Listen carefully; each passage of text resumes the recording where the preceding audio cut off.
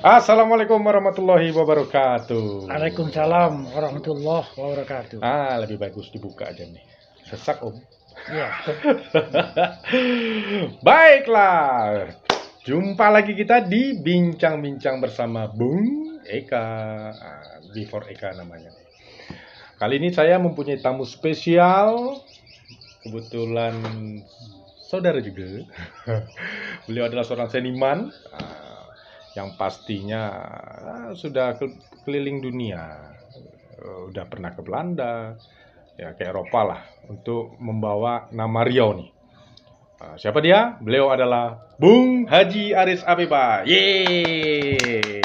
Assalamualaikum, Bang. Waalaikumsalam warahmatullahi wabarakatuh. Sehat, Bang? Sehat, alhamdulillah. Alhamdulillah. Itu ya senang. Kalau kita panggil beliau nih Bang Yao. Tapi karena kita profesional sini, kita panggil Bang Aris Abeba. Begitu kan, Bang? Betul. Betul. Bisa panggil Bang Aris, bisa panggil Tok Tan. Oh, Tok Tan. Oh iya, ngomong-ngomong Tok Tan itu apa sih? Tok Tan Iya, di sebelah itu Iya. memang agak tak terduga kalimat Tok Tan itu. Tok Tan tak terduga. Tak terduga itu akibat nama itu panggilan dari cucu. Oke. Nah, ketika cucu memanggil Mm-mm. Tok, kan biasa. Iya. Tapi atunya Co, dia menyerit, Tuk Tan katanya. Itulah oke. akibat Tuk Tan itu. Itulah asal muasal dari Ya, Tok Tan Tuk itu Tan ya. itu. Ada ZK-nya. JK ini kan Bukan Zulkarnain Kadir. Oh bukan. Oh, bukan. Mana Om Jul ya? Bukan. JK ini kan itu ziarah. Oh, ziarah. K itu kesenian. Oh, kesenian. Jadi memang tempat panggung Tuk Tan ini tempat ziarahnya kesenian. Oke. Orang ingin berkesenian berkunjung. Jadi ziarah kan berkunjung. Oke. Nah, bukan ziarah ke kuburan. Bukan ziarah ke kuburan. Kuburan. Nah, kan gitu. Ziarah kesenian ya. Ziarah kesenian. Iya. Nah, kalau di Malaysia Mm-mm. namanya ziarah karyawan. Ziarah karyawan. Kenapa karyawan ya? Namanya. Ya. Kok karyawan namanya tuh? Orang yang berkarya. Oke, Nah, orang yang berkarya. orang yang berkarya. Saya baru tahu. Kalau kita di sini karyawan lain lagi Lain definisinya lagi. ya. Betul. Iya, iya, iya.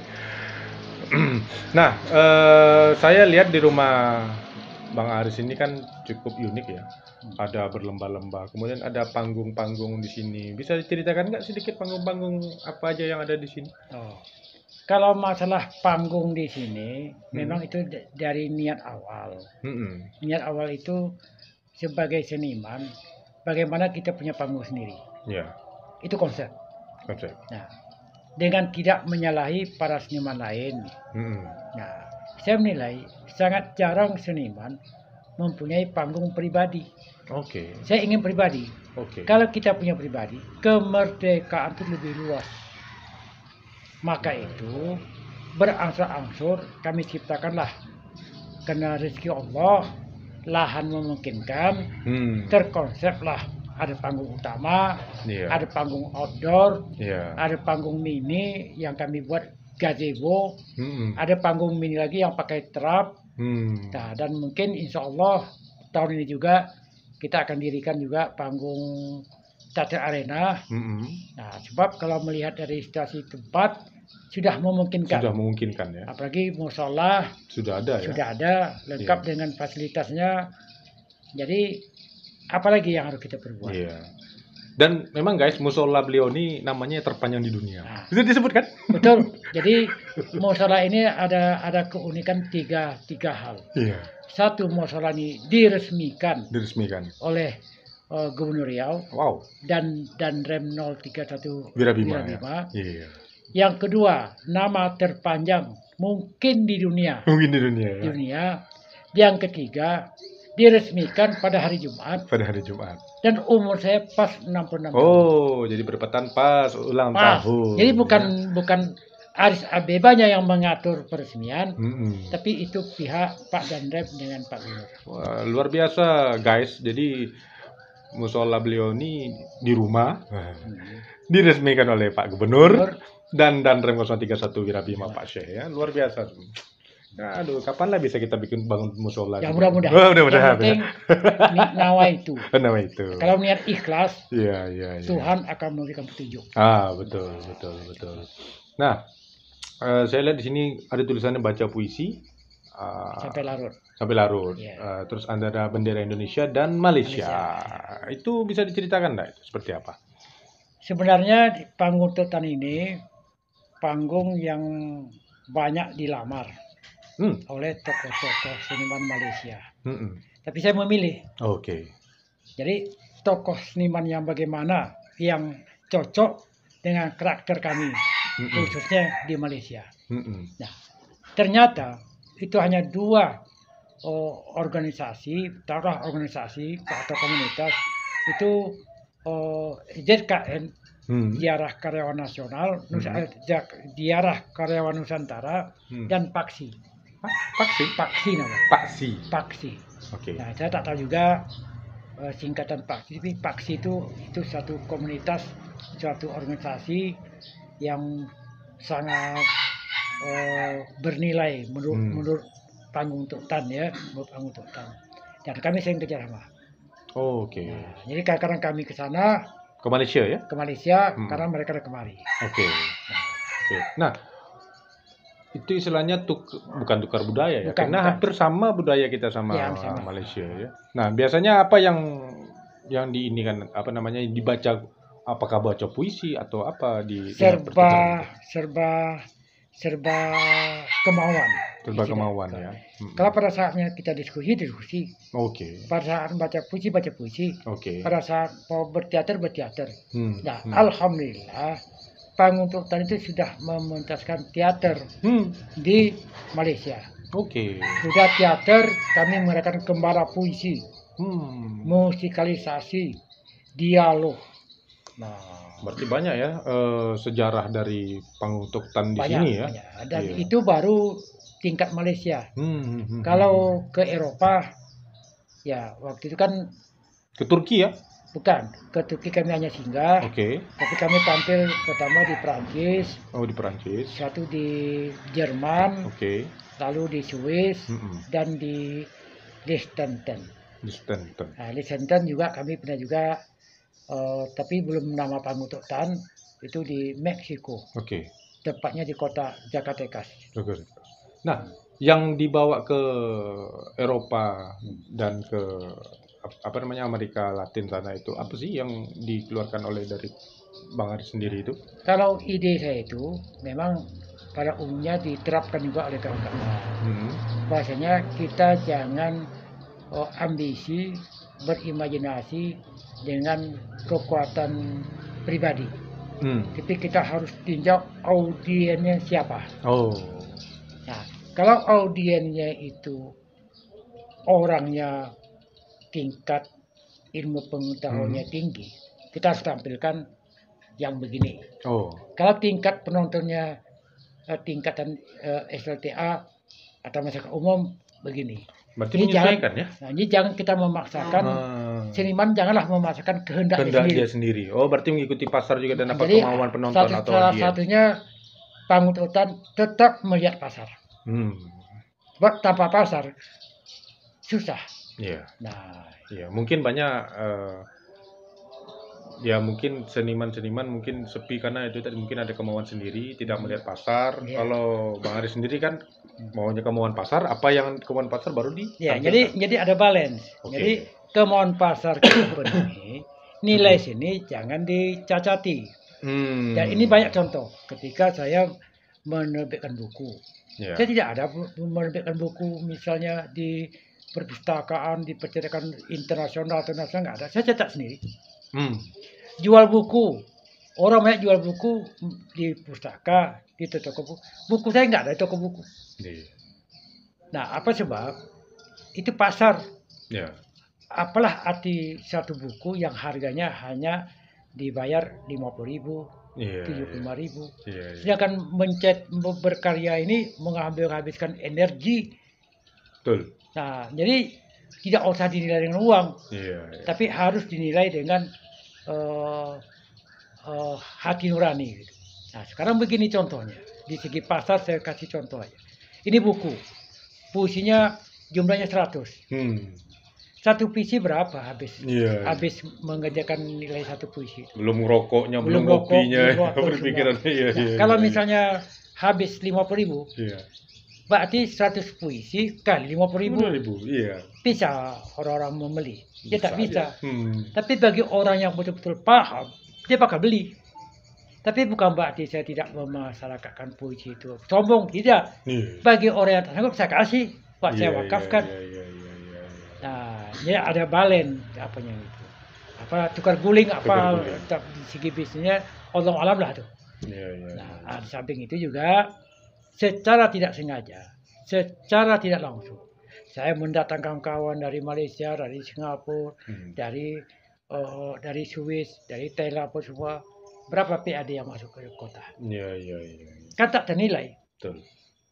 Nah, jadi otomatis nama daerah Riau terangkat, PAD pun masuk, walaupun tidak tertulis. Nah, kemudian abang kan ada pergi beberapa Eropa yang waktu kemarin itu. Dari mana tuh dananya? Nah, kalau soal dana itu memang itu tak bisa dipungkiri. Tak mungkin dana pribadi. Betul. Tetapi ada juga dana pribadi. Ya percuma dong kerja di PTP 5 kebun kan. Kan gitu. Punya kolega yang cukup banyak. Punya kolega yang cukup banyak. Nah, jadi sistem saya berangkat itu, setiap orang yang berangkat harus ada pengusaha. Oke. Oh, jadi pengusaha ini fungsinya nanti. Itu. Jadi pengusaha ini fungsinya pertama, kita jujur lah. Misalnya Bung Eka, pengusaha. Kalau awak pergi ke Swiss untuk 1 minggu, berapa habis uang? Wah, Eropa itu bisa hampir 20 juta itu. Nah, tahulah tiket aja 20 juta, belum nginap dan lain-lain. Tahulah habis 50 juta dengan acara gini-gini. Sekarang 50 juta buat mari. Biar saya guide awak. Tapi dari 50 juta ini saya bisa membawa 3 orang pelaku seni. Pelaku seni ya? Pelaku seni. Nah, ketika di Swiss misalnya, yang kawan ini apa maunya? Mau kemana? Mau jumpa dengan duta besar? Mau jumpa dengan pembisnis yang hebat-hebat di Swiss itu? Oke, kita akan meeting bisnis. Nah, kalau 5 orang saya buat pengusaha, dimakan 5 orang berapa? Maka itu saya tak susah mencari tiket untuk membawa orang, membuat pelaku seni. Berarti tidak ada istilahnya dari APBD ya, karena banyak berita miring. Saya tidak pernah meminta uang, meminta bantuan melalui APBD. Tapi Assalamualaikum saya pernah. Assalamualaikum pernah. Misalnya tentu melapor. Salah satu cara saya melapor, Pak Gubernur, kalau Pak Gubernur mencari saya dalam 1 minggu, 2 minggu ini, saya tak di Riau. Ada apa? Mau kemana? Saya membawa tim ke Eropa, kesenian gini-gini. Apa yang perlu bisa dibantu? Ikhlas modalnya Pak. Jadi ikhlas Pak. Nah, kalau ikhlas, tentu kita tidak bisa maksa. Dia dana APBD tak ada. Dana ini tak ada. Nah, jadi apapun yang dikatakan miring, saya hanya berkonsep selagi orang tidak masuk ke wilayah Panggung Tok Dan, pasti akan bingung sistemnya. Nah, tapi kalau dia sudah masuk, sharing, dia akan tahu. Oh begini. Nah sekarang bisa tak dia mengikuti seperti itu? Itu yang cukup susah itu. Nah, saya punya panggung sendiri. Istilahnya sekarang itu plat hitam, bukan plat kuning. Nah, kenapa tidak mau saya bilang plat kuning? Siapapun komunitas yang datang kemari gratis. Free ya? Free. Panggung sudah ada ya? Panggung sudah ada. Mau bawa alat sendiri boleh? Boleh, silakan. Malahan seniman-seniman sekarang ini sangat kreatif. Mungkin saya yang kurang kurang update nih. Sangat kreatif. Malah ada yang melebihi dari kreatif Panggung Tok Dan. Ada. Nah, tapi harus diingat, Panggung Tok Dan, kalau ada kawan-kawan yang lebih hebat, alhamdulillah, bersyukur. Tapi kan beda jurus. Nah, beda jurus. Nah, jadi bukan cakap sombong, tidak. Nah, kata orang sekarang, kalaulah kaleng-kaleng yang tampil di panggung tuntutan, janganlah. Nah, cukuplah cari panggung sendiri. Nah, ini panggung tuntutan ini tidak kaleng-kaleng ya. Tidak kaleng-kaleng. Iya. Jadi pentas itu tidak mesti harus di gedung-gedung mewah, tidak. Oh, tidak perlu ya? Tidak perlu, malah ada di tengah pasar pentas. Jadi penontonnya berdiri aja gitu ya? Nonton yang hebatnya berdiri, walaupun dia jenderal, walaupun berdiri. Berdiri itu ada meja. Meja itu meja berdiri juga seperti di hotel. Mereka berdiri santai aja. Nanti kalau kita di gedung yang formal, bisa embeling kita dibuatnya 2 jam duduk di kursi. Tapi kalau berdiri juga lama juga. Berdiri kan bisa duduk juga. Tapi kalau di gedung mana bisa berdiri. Jadi kelemahan di gedung itu tak bisa berdiri, terfokus kepada duduk. Nah, kalau di Eropa tuh mau duduk bisa, mau berdiri bisa. Oh, tinggal pilih. Bosan duduk, dia berdiri. Baik Bang, kalau saya lihat di gambar-gambar ini kayaknya di clipping koran ini luar biasa nih. Nah, sini saya sangat tertarik dengan Pak Presiden Habibie, Presiden ketiga kita kan, beliau sudah almarhum saat ini. Nah itu Pak Bang Aris sedang apa tuh? Itu almarhum Habibie waktu itu masih Menristek. Oh, waktu Menristek. Jadi ketika dia memberikan tentang seminar kepemudaan di Batam, saya diundang oleh Ketua KMPI Batam. Waktu itu tentulah yang terhormat Dr. Hewan Khaidir. Oh, Pak Khaidir waktu itu ya. Dia Ketua KMPI Batam, saya pengurus KMPI Provinsi. Bukan ketua ya, tapi pengurus. Pergi, diminta untuk baca puisi. Nah, ketika saya baca puisi, Habibie tertarik. Lalu saya bilang, Pak Habibie, Pak, yang buku untuk Bapak, puisi untuk Bapak nih, bukan yang saya bacakan nih Pak, masih banyak yang lain. Nah, terbitkan katanya. Nah, maka terbit. Begitu terbit, luncurkan katanya. Diluncurkan. Ini di Turi Beach Hotel Batam. Jadi mereka langsung yang meluncurkan buku itu. Tapi yang sangat saya tidak terduga itu, yang hadir pada waktu itu 4 menteri.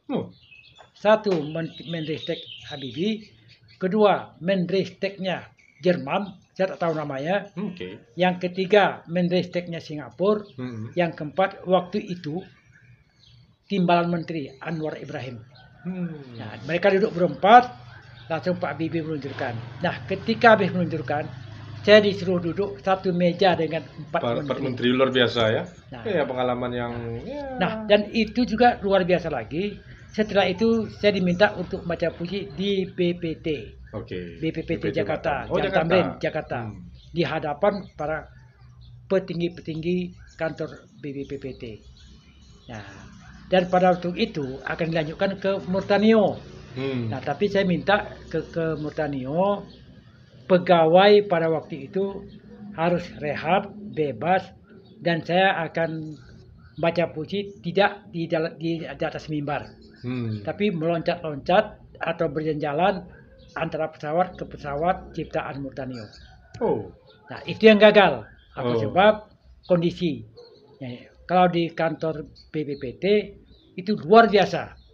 Sebab saya didampingi oleh almarhum penyair Hamid Jabar dan seniman Ikrar Negara yang sekarang masih hidup, Ikrar Negara. Nah, itu saksi hidup. Ya, jadi kiri kanan saya almarhum Hamid Jabar, Ikrar Negara, saya yang jadi pengantin. Luar biasa ya. Jadi kalau dalam hal seniman tak diragukan lagi lah Bang Aris Habibie. Alhamdulillah pada hari ini ada juga generasinya, yaitu anaknya Korea. Itu penyemangat. Penyemangat. Ternyata niat penyemangat jadi kenyataan. Kenyataan. Kenyataan. Ya, otomatis adalah regenerasinya. Ada regenerasi. Jadi panggung tuntutan ini memang sudah saya buat akte, akte notaris. Jadi ketuanya Kori Islami SSM HUM. Dan sekarang calon doktor. Calon doktor di Pajajaran Bandung ya. Iya. Kemudian saya lihat juga ada Opera Hari Pahlawan di panggung Toktan. Ya, Ini 20 tahun 2020 nih. ya. Covid dong. Nah, jadi gini, ini naskah sudah siap untuk opera nih. Iya. Dan sudah saya serahkan kepada para petinggi yang Iya. bersangkutan. Perkompinda. Nah, ketika mau latihan di gedung daerah, dia harus latihan juga, baru tampil di panggung outdoor. Oke. Ada kasus di Jakarta, Oke. yaitu kasus Kapolda dengan Danremnya Pangdam. Danremnya Bandung Hmm. dipecat atau Diberhentikan. diganti Hmm. karena ada kerumunan yang radik. Oh, Ah. Kapolda Metro Jaya dengan Kapoldanya Jawa Barat. Iya, Polda Jawa Jawa Barat. Barat. Nah. Ya. Akhirnya dilarang Oh. untuk seluruh Indonesia, takut berimbas kepada daerah. Nah, untuk sementara himbauan Pak Gubernur, himbauan Pak Dandim dan yang lainnya ditunda. Ditunda. Tetapi ini sudah terekspos. Sudah terekspos di Nah, media, maka itu ya? terjadi terekspos. Iya. Nah. Jadi eksekusinya belum nih ya? Belum. Belum ya. Iya. Sudah terekspos. Ya, kita lihat di sini para petinggi ini, Bu Mia sama Pak Dan Lanut, Pak Ya. Roni Monika sudah Ya. pindah, ya kan? Iya, Tinggal Danrem dengan Kapolda masih Ketua DPR. Ketua DPR. Oke, kemudian kita lihat lagi juga ada beberapa clipping Iya, Sanggar Seni PTPN 5 jelajahi Eropa dan Malaysia. Ya. iya. Berarti memang nama Bang Aris sendiri kalau di dalam seniman yang ada di Provinsi Riau, bahkan dunia, sudah cukup dikenal. Dikenal sudah, Oh, dikenal sudah. tetapi anugerah belum. Anugerah. Kenapa anugerahnya kok belum? Nah, Pemberian jasa kan? iya. Saya ini merinding saya nih. Oh iya. Kalau masalah anugerah, Iya. sayalah orang yang sebetulnya tidak mau menerima anugerah. Kalau ada orang mau memberikan anugerah, saya tolak Dengan alasan? dengan alasan apalah arti sebuah anugerah kalau Oke. kita tidak berbuat yang sedikit abadilah. Betul. Nah, kalau hanya dapat anugerah setahun dia tidak aktif lagi. Anugerah itu juga terus dibawa sampai kiamat. Iya, Tidak ada arti kan. Iya. Jadi bagus kita tidak punya anugerah, tapi kita sampai abadi. Iya. Nah, kita tinggal pilih aja. Jadi maka saya menilai, mengintrospeksi diri saya. Hati saya bercakap, saya tidak perlu anugerah. Ada Iya. malah orang memberikan anugerah, malahan dengan musola terpanjang, nama terpanjang ini ada ada orang mau mengurus untuk mendapatkan murid. Saya tolak. Iya. Saya tolak. Ada lagi orang salah satu organisasi memberikan anugerah kepada saya, orang yang konsisten dengan sini. Saya tolak. Bagi saya anugerah tak perlu. Iya. Nah, sebab itu bukan ilmu saya anugerah. Bukan ilmu ya, Bukan anugerah. ilmu ya. Baiklah, harapan apa terakhir kepada Harapan saya untuk kepada seniman-seniman? generasi muda, kepada seniman, kepada sahabat, kepada seluruh manusia. Satu aja motonya. Satu aja moto. Berkesenian itu menserasikan hidup. Menserasikan hidup. Nah, terjemahkanlah bahasa itu. Kesenian itu, Berkesenian itu, ya. Untuk ya kan lupa tadi. Jadi beliau sudah kasih tip, lupa dia lupa ya. kan. Pokoknya nanti kita ulang lagi. Baiklah, itu tadi bincang-bincang saya dengan Bang Aris Abeba. Kita akan kembali lagi di Bung Eka lainnya, ya kan.